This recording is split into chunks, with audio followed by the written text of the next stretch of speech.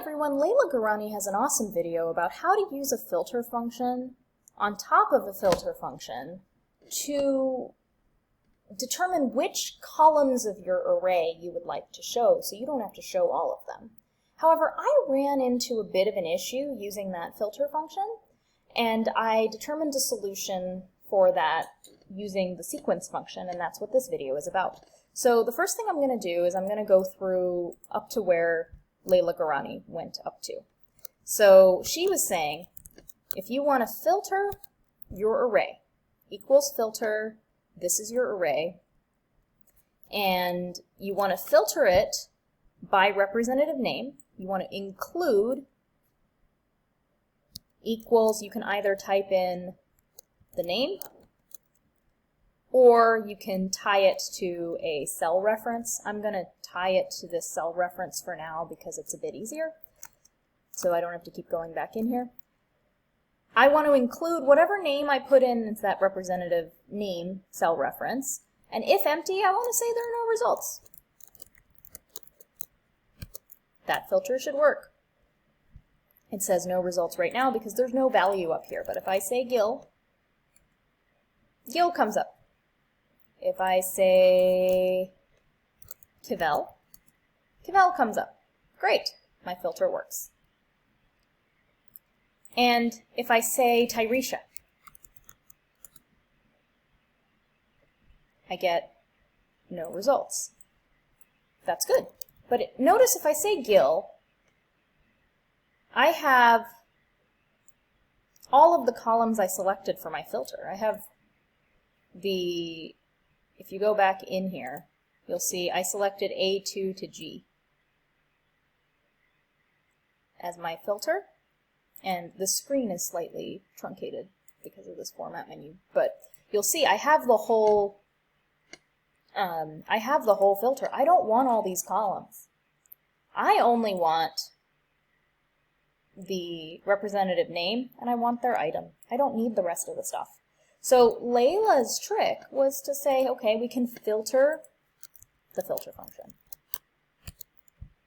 And if you filter the whole thing, then you can say, I want these columns that I want are ones, and the ones that I don't want are zeros. So I don't want order date, I don't want region, I want representative, I want item, I don't want units, I don't want unit cost, and I don't want total. So you have curly brackets, and inside the curly brackets are 0, 0, 1, 1, 0, 0, 0. And then you're done. Gil, item number. And Jardine is in the list, and her, or not item number, pardon, her items. And then if I go in and I put in Tyresha, I get a value error.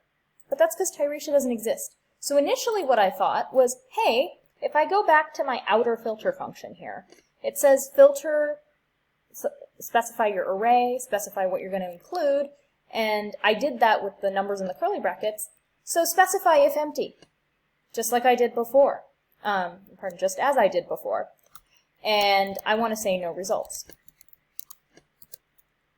Weirdly, that didn't work. I got a value error again.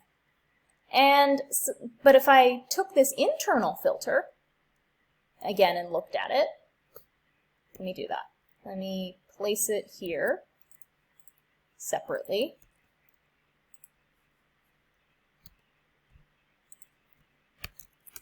That one's giving me no results, and it's still tied to looking for Tyresha. What happened? Why does the internal filter work, but when I try to filter the internal filter, it breaks? The deal is, if you look at this internal filter, what it's generating, because Tyresha is not on the list, is no results. That's a text value. But what the bigger filter of the inside filter is asking when you put all these numbers in curly brackets is it wants the same number of columns so that it can pick out of those columns what it needs. So when you look for Tyresha and Tyresha isn't there, and this internal function evaluates as no results, this external function is not sure what to do because it's not able to filter the text value no results into a bunch of columns. So enter the sequence function. What the sequence function basically is it generates a sequence of numbers. Equals sequence. The arguments are rows, columns, start, and step. So how many rows do I want? I want 2. How many columns do I want? I want 5. I would like to start at 3, and I would like to step or skip count by 2s. If I were to do this, I would get something that is 2 rows, 5 columns, starting at 3, going 5, 7, 9, 11, 13, 15, 17, 19, 21. And I can also change these numbers. I want 1 row, 7 columns. I want to start at 10, and I want to skip count by 5. Or I want to take 5 in steps. Then you get 10, 15, 20, 25, 30, 35, 40. What if I avail of this function, though, and I'm a little sneaky? I want 1 row. I want 7 columns. I want 7 columns because in my initial array, with order and representative and what we were looking at previously, I have 7 columns. So I want a sequence of 7 columns. But I want to start at 0. And I want to skip count by zeros. Basically what I get is 7 columns of zeros. And what I'm going to do is I'm going to take this function and I'm going to move back over to where all my data are, go back to my broken filter function, and here in this internal filter, where it says, hey, if you're looking for Tyresha or you're looking for Monique or someone who isn't on this list, generate no results, I'm going to say if empty, I don't want you to generate no results. I want you to generate a sequence of zeros, the sequence that we just made. So if that's the case, then this internal filter, let's just take it out for a second. This internal filter should generate, if I copy it over here, and I remember all my parentheses, which I forgot there, it should generate 7 zeros. If there's Tyresha up here, if there's Gil up here, we should be fine. And remember, this is the internal filter, which is why it has all the columns still. If I put Cavell up here, we should be fine. There's data for that. But if I put up a name here, Monica, that doesn't exist, we get zeros, wherein we got no results before. The good thing about having these zeros, though, is now when you put a filter on top of a filter, guess what? The second filter has something to do. The internal filter will evaluate a bunch of zeros if Monica's up there or Tyresha's up there, and the external filter that says include certain columns, because I don't want to see all of them and I just want the representative and the item column, has a bunch of zeros to sort through. So this now should give us 1 row, 2 columns that are basically zeros. This first column is in the date format, so it's, or it's in a different text format, I think, because it's representative name and item. So it's a little different, but basically values that indicate zeros. And let me erase these sequences. But here's the thing. Still doesn't say no results. It just doesn't break the filter. So I don't want it to say zeros, though. If I'm picking Monica or if I'm picking Tyresha, I want it to say no results the way we had the text value no results before. And now I'm just getting the output of the if empty generate the sequence of zeros.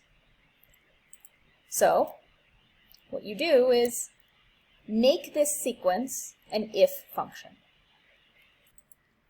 And if I put it in like this, you'll see that it's messed up. It's not just if sequence, no results, right? That doesn't really get you what you want. It gets you this false, false situation. And that's because an if argument on its own needs it to be equal to something. So if I just had this if on its own over here, if this cell, C2, equals black, right? Then say yes. And if it's false and it doesn't equal black, say no. So C2 equals Smith right now, doesn't equal black. So it's going to say, no, that was false. The thing is, the if argument needs an equal sign. So you can't just say if C2, yes or no. You get a value error. In our case, you get a false because the if argument is like inside something and it's pulling from the sequence. So this sequence can't stand, you can't just say if sequence, you know, tell me no results, which is basically what you're trying to say. But it needs to be equal to something. So make the sequence equal to itself. So if this sequence of zeros is equal to the sequence of zeros, which is always going to be the case. You know, 3 is always going to equal 3. Then tell me no results. Oh, guess what? It says no results. Okay, that worked, that's great. But I'm going to be a little persnickety. I don't want it to say no results twice. I really don't need that. I just need to say it no results once. You can stop here if you aren't as persnickety as I am. But what I'm going to try to do is to get it to say no results just once. And the way in which to do that is to realize that inside this function, right now, our if empty argument is only specified as one thing. But if we put in curly brackets, and I've just pasted it in here, we can specify inside the curly brackets, especially for a result like an array or something coming out of the sequence function, filter function, where the results spill across rows and columns, we can specify the if empty inside the curly brackets, what we want in each cell under each column. So, and notice that this is inside the internal filter function. Therefore, you're not specifying just the 2 columns you want. You're specifying the initial 7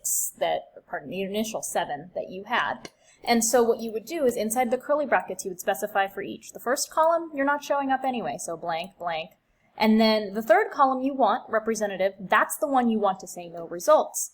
And the fourth column, item, because this one says no results, this one can be blank. And then the last 3 you're not showing anyway. And if you do this, you put all your sub-specifications of the text value for if empty inside the curly brackets. Then, when you hit enter, you have no results showing up only once. So if any of this is confusing or you have any questions, feel free to comment on the video, and I hope this is helpful, and for the figuring out that I had to do, I hope that it means that someone else has a little less figuring out to do. And thank you again to Leila for initially teaching me how to do this with the filter function.